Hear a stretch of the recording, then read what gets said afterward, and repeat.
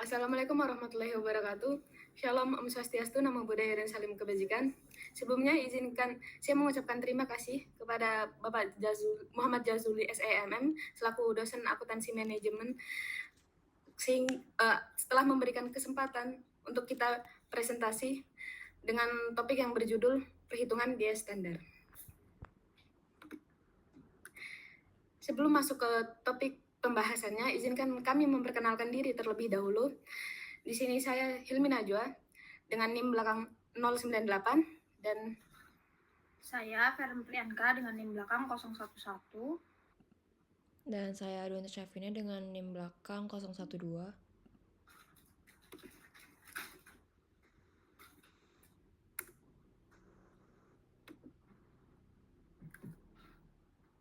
Oke, di sini kami akan membahas beberapa topik. Yang pertama ada definisi biaya standar, dilanjut dengan perhitungan biaya standar, lalu keselisih biaya standar, dan yang terakhir ada jurnal dari biaya standar itu sendiri. Oke, ini izinkan partner saya menjelaskan definisi dari biaya standar itu.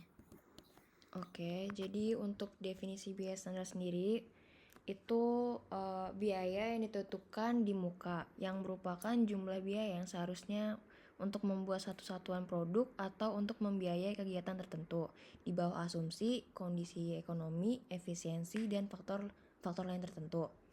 Kemudian secara umum itu biaya akan didefinisikan sebagai sumber daya ekonomis yang dikorbankan untuk mencapai tujuan atau sasaran tertentu, tapi dalam suatu pengambilan keputusan yang berbeda.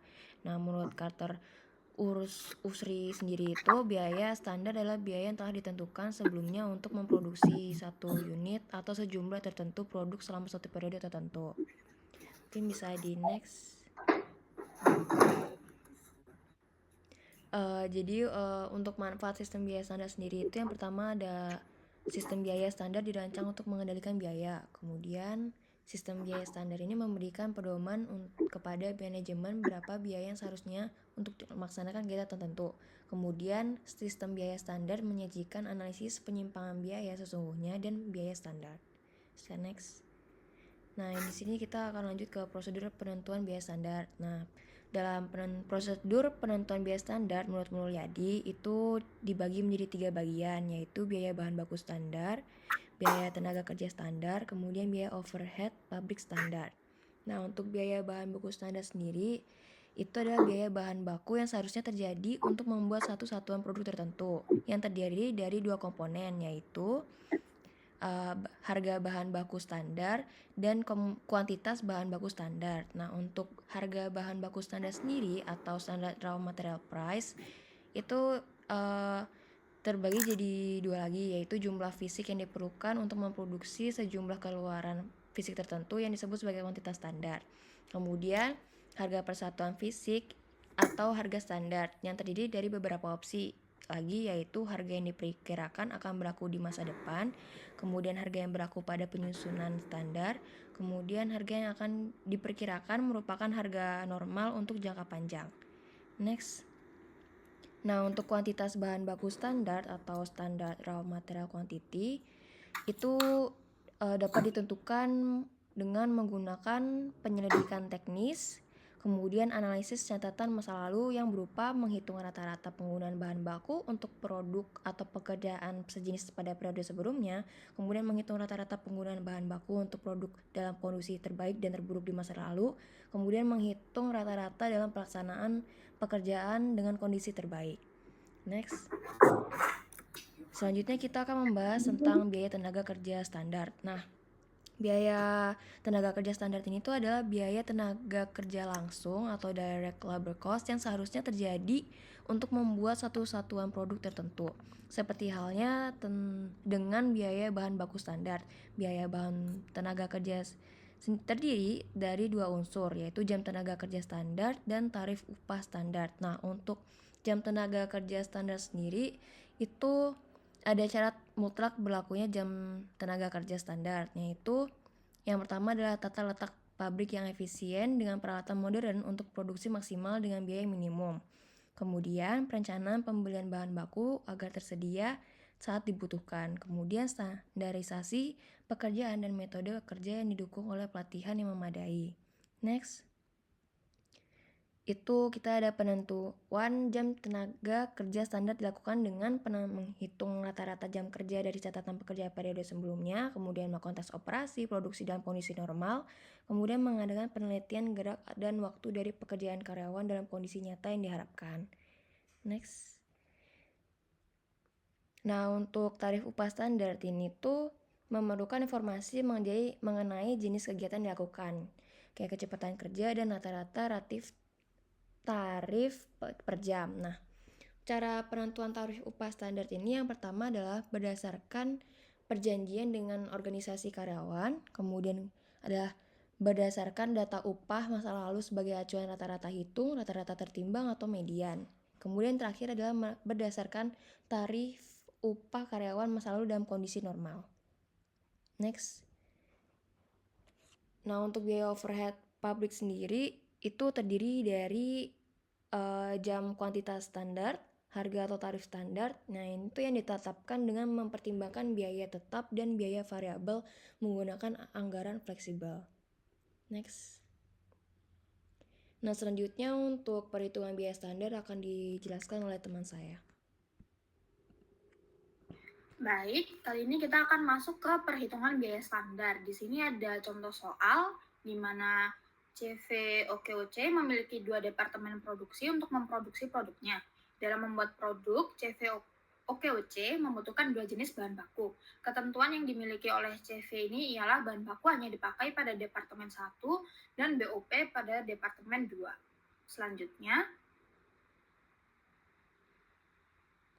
nah, di sini kita punya data biaya yang digunakan oleh CV OKOC itu tadi. Untuk bahan baku sendiri, harga biaya standarnya untuk bahan baku A dihargai Rp100 per kilogramnya, biaya bahan baku B seharga Rp400 per kilogramnya dengan biaya penanganannya masing-masing 10%.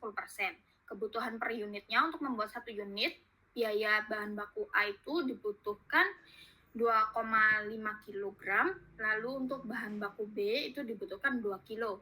Untuk tenaga kerja sendiri pada departemen 1 ada 40 orang, departemen 2 ada 100 orang dengan jam kerja efektif per minggunya dihitung 35 jam.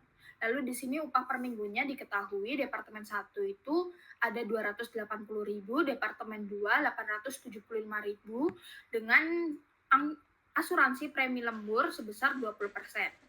Terus departemen 1 ini untuk menghasilkan 1 unit produk membutuhkan waktu 2,5 jam dan departemen 2 membutuhkan waktu 2 jam. Lalu di sini ada biaya overhead, biaya variabelnya. Ada upah sebesar 320.000, lalu bahan pembantu sebesar 140.000, biaya lainnya 20.000 dengan total biaya variabel sebesar 480.000. Untuk biaya tetapnya ada penyusutan mesin sebesar 190.000, listrik 50.000, biaya pemeliharaan 80.000 dengan total 320.000.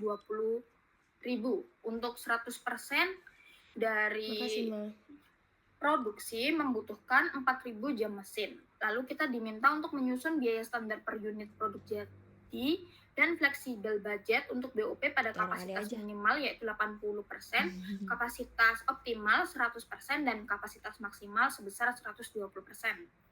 Next. Kita masuk ke perhitungan bahan baku. Tadi kan seperti yang sudah diketahui, kita harus menuliskan terlebih dahulu harga bahan baku per unitnya. Di sini harga bahan baku A sebesar Rp100, lalu ada harga bahan baku B sebesar Rp400. Lalu biaya penanganannya 10%. Jadi nanti tinggal dikali aja bahan baku sebesar Rp100 dikalikan 10%, hasilnya Rp10. Hal ini juga berlaku sama dengan bahan baku B sebesar Rp400 akan dikalikan dengan 10%, nanti akan ketemu Rp40. Lalu hasilnya akan ditambah 100 ditambah 10, hasilnya 110, lalu 400 ditambah 40, hasilnya jadi Rp440 yang menjadi harga standar bahan. Lalu tadi kan dijelaskan kalau misalnya untuk membuat 1 unit produk dibutuhkan 2,5 kilo bahan baku A dan 2 kilo bahan baku B. Itu nanti 110 akan kita kalikan dengan 2,5 kilo, yaitu bahan baku A yang dibutuhkan, nanti hasilnya akan menjadi 275. Hal ini juga sama dengan bahan baku B, nanti 440-nya akan kita kalikan dengan 2 kilo yang hasilnya 880. Keduanya nanti akan dijumlah dan ketemu hasilnya jadi 1155. Selanjutnya, untuk perhitungan tenaga kerja sendiri seperti tadi sudah dijelaskan datanya. Lalu di sini ada tenaga kerja Departemen 1 sebanyak 40 orang, Departemen 2 sebanyak 100 orang. Jam kerja efektifnya per minggu ada 35 jam, lalu total jam kerjanya ini didapat dari 40 dikalikan 35, hasilnya 1.400 pada Departemen 1, lalu untuk Departemen 2 tinggal 35 jam dikali 100 orang, ketemu hasilnya 3.500. Lalu biaya per minggu ini sesuai yang diketahui tadi di soal, yaitu sebesar 280.000 untuk Departemen 1, 875.000 untuk Departemen 2. Selanjutnya untuk biaya per jamnya ada sebesar 200 ini didapat dari 280.000 dibagi 1.400. Lalu 250-nya juga didapat dari 875.000 dibagi 3.500. 200 sama 250 ini biaya per jam.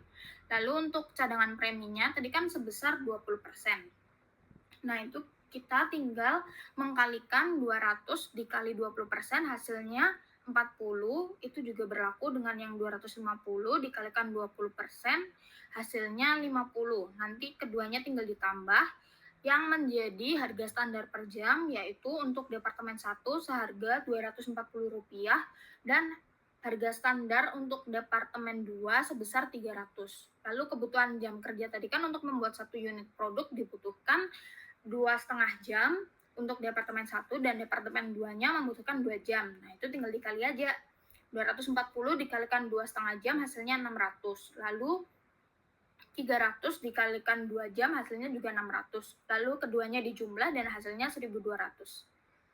Selanjutnya, kita akan menghitung perhitungan overhead. Nah, di sini tuh baru terlihat tentang biaya yang tadi dijelaskan tentang yang kapasitas minimum 80%, kapasitas optimum 100%, dan kapasitas maksimumnya yaitu 120.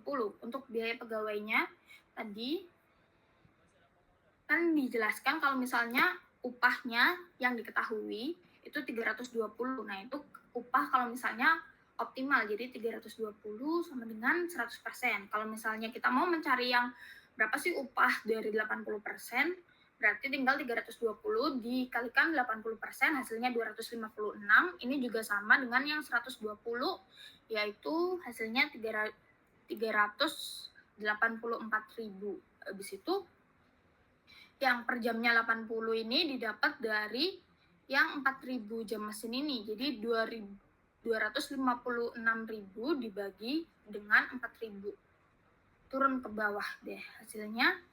Seperti yang ada di layar, total biaya variabelnya ada untuk yang kapasitas 80% ada 384.000 dengan biaya per jamnya 120. Untuk yang optimal sebesar 480.000 dengan biaya per jamnya 120. Lalu yang 120% sebesar 576.000 dengan biaya per jamnya 120. Lalu kita akan masuk ke biaya tetapnya. Biaya tetapnya di sini ada penyusutan mesin. Ini karena biaya tetap, jadi apapun kapasitasnya biayanya tidak berubah. Jadi sebesar 190, lalu listriknya juga sama 50, lalu ada 80. Lalu di sini total biaya tetapnya ada 320.000 dengan total semuanya menjadi 704.000. Exactly. Untuk biaya per jamnya dari penyusutan mesin juga sama caranya, 190.000 dibagi dengan 4.000 jam mesin. Nanti diketahui hasilnya 47,5, bawahnya juga sama. Jadi diketahui total biaya tetap per jamnya 80 dengan jumlah kalau misalnya biaya variabel per jam ditambah biaya tetap per jam jadinya Rp200. Jadi tinggal 200 dikalikan 4,5. 4,5 ini didapat dari jam yang diperlukan untuk membuat satu unit produk. Jadi biaya standar overhead-nya ketemu Rp900. Selanjutnya, nah total biaya standarnya yang tadi sudah dihitung dari awal tinggal ditambah. Ini ada 1.155 ditambah 1.200 ditambah Rp900, ketemu hasilnya 3.255. Selesai. Selanjutnya akan dijelaskan oleh rekan saya. Oke, selanjutnya kita masuk ke perhitungan selisih biaya bahan baku, biaya tenaga kerja, dan biaya overhead pabrik standar. Di sini terdapat 3 model untuk mencari selisihnya sendiri, yaitu yang pertama ada model 1 selisih, model 2 selisih, dan juga model 3 selisih. Selanjutnya kita akan bahas lebih dalam. Yang pertama, ada model 1 selisih, di mana formulanya ini ada di mana formulanya ini ada yang pertama, selisih total itu didapatkan dari harga standar dikali kuantitas standar dikurangin harga sesungguhnya dikali kuantitas sesungguhnya. Di situ ada keterangannya. Dan kita masuk ke model 2 selisih, di mana rumusnya agak sedikit berbeda. Di sini yang untuk mencari selisih dari harga itu bisa didapatkan dari harga standar dikurangi harga sesungguhnya, lalu baru dikalikan dengan kuantitas sesungguhnya. Namun jika mencari selisih kuantitas, itu rumusnya dari kuantitas standar dikurangin kuantitas sesungguhnya dikali harga standar. Harga standar. Lalu masuk ke model 3 selisihnya. Di sini ada terdapat 3 model. Yang pertama ada di sini rumusnya dari selisih harga itu caranya harga standar dikurangin harga sesungguhnya lalu dikali dari kuantitas standar. Jika mencari selisih kuantitas standar dikurangin kuantitas sesungguhnya dikali harga standar. Namun jika mencari selisih harga kuantitas, di sini ada rumusnya harga standar dikali harga sesungguhnya dikurangin kuantitas standar dikali kuantitas sesungguhnya. Yang kedua,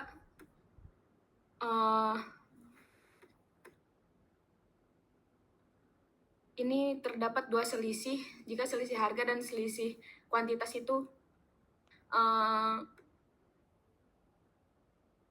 yang kedua ini rumusnya jika harga standarnya lebih rendah dari harga sesungguhnya namun kuantitas standarnya itu lebih tinggi dari kuantitas sesungguhnya. Di sini untuk mencari selisih dari harganya itu ada didapatkan dari harga standar dikurangin harga sesungguhnya baru dikalikan dengan kuantitas sesungguhnya. Begitu juga dengan selisih kuantitas didapatkan dari kuantitas standar dikurangin kuantitas sesungguhnya dikali harga standar. Nah, untuk yang ketiga ini, di mana harga standar itu lebih tinggi dari harga sesungguhnya, namun kuantitas standarnya itu lebih rendah dari kuantitas sesungguhnya. Nah, untuk mendapatkan selisih harganya, bisa dicari dengan harga standar dikurangin harga sesungguhnya, lalu dikalikan dengan kuantitas standar, dan jika mencari selisih kuantitas, itu bisa didapatkan dari kuantitas standar dikurangin kuantitas sesungguhnya, lalu dikali harga standar gitu. Ya, lanjut ke jurnal biaya standar yang akan dijelaskan oleh rekan saya. Oke, jadi kan tadi juga udah jelasin sama teman-teman saya sebelumnya. Nah, sekarang kita akan menulis jurnal biaya standar. Nah, apa aja sih yang ditulis di jurnal biaya standar? Jadi untuk pencatatan BBB atau pencatatan bahan baku itu menggambarkan pencatatan bahan baku yang digunakan dalam produksi. Nah, itu pencatatan ini tuh dilakuin dengan mendebit akun BDB BBB dan mengkredit akun persediaan BB. Nah, ini tuh menunjukkan bahan baku yang diambil dari persediaan untuk proses produksi. Kemudian pencatatan BTKL atau biaya tenaga kerja langsung. Pencatatan BKL ini tuh mencatat gaji dan upah yang dibayarkan kepada tenaga kerja langsung yang berperan dalam produksi. Nah, itu dicatat dengan mendebit akun BTKL dan mengkredit akun gaji dan upah. Kemudian kita ada pencatatan BOP atau biaya overhead pabrik. Nah, itu mencatat biaya overhead pabrik aktual dan standar. Nah, jadi akun BOP sesungguhnya didesain untuk mencatat BOP aktual, sedangkan BDP BDP BOP itu mencatat BOP berdasarkan anggaran. Nah, jadi jika ada selisih di antara BOP sesungguhnya dengan yang dibebankan, akun selisih tersebut tuh nanti juga akan dicatat. Kemudian selanjutnya langsung ke 4, itu ada pencatatan harga pokok produk jadi. Nah, di sini itu setelah produk selesai diproduksi, biayanya kan dipindah ke akun persediaan produk jadi dengan mendebit akun persediaan produk jadi dan mengkredit akun biaya bahan baku atau BBB, kemudian BTK, kemudian BOP yang telah digunakan. Selanjutnya di bagian tahap 5 itu ada pencatatan harga pokok produk dalam proses. Jadi untuk produk yang masih dalam proses pada akhir periode, biayanya itu dicatat dalam persediaan produk dalam proses untuk menunjukkan bahwa biayanya itu belum selesai. Jadi komponen biayanya itu tuh terdiri dari BBB, BTK, kemudian BOP. Kemudian di tahap 6 atau nomor 6 itu ada pencatatan harga pokok produk yang dijual. Jadi saat produk dijual, biaya produksi yang telah selesai dipindahkan ke harga pokok penjualan atau HPP dengan mendebit akun harga pokok penjualan dan mengkredit persediaan produk jadi. Next, kita ada langkah ke-7, itu ada pencatatan selisih biaya. Nah, di tahap ini tuh dicatat selisih biaya yang terjadi, baik untuk bahan baku atau BB, tenaga kerja langsung atau BTKL, maupun biaya overhead pabrik atau BOP. Nah, selisih ini tuh mencakup selisih harga BB, selisih kuantitas BB untuk mencatat perbedaan antara biaya standar dengan biaya aktual bahan baku. Kemudian ada selisih efisiensi upah dan selisih tarif upah. Nah, selisih ini tuh untuk tenaga kerjanya ya. Kemudian selisih BOP itu menunjukkan perbedaan antara BOP yang dibebankan dengan BOP sesungguhnya.